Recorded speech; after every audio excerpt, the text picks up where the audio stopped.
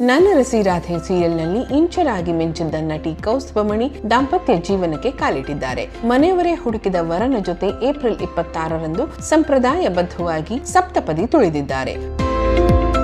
ಬೆಂಗಳೂರು ಮೂಲದ software developer Siddhant Satish ಕೌಸ್ತುಭಮಣಿ ವಿವಾಹ ಮಹೋತ್ಸವ ಅದ್ಧೂರಿಯಾಗಿ ನೆರವೇರಿದೆ. ನಂತರ ಆರತಕ್ಷತೆ ಸಹ ಸಖತ್ ಗ್ರ್ಯಾಂಡ್ ಆಗಿಯೇ ನಡೆದಿದೆ. ಕಿರುತೆರೆಯಿಂದ ಬೆಳ್ಳಿತೆರೆಗೆ ಕಾಲಿಟ್ಟವರಲ್ಲಿ ಕೌಸ್ತುಭಮಣಿ ಸಹ ಒಬ್ಬರು. ಮಾಂಗಲ್ಯಂ ತಂತು ನಾನೇನ, ನನ್ನ ರಸಿ ರಾಧೆ, ನಂತರ ಗೌರಿಶಂಕರ ಸೀರಿಯಲ್ನಲ್ಲಿ ನಾಯಕಿಯಾಗಿ ಕಾಣಿಸಿಕೊಂಡರು.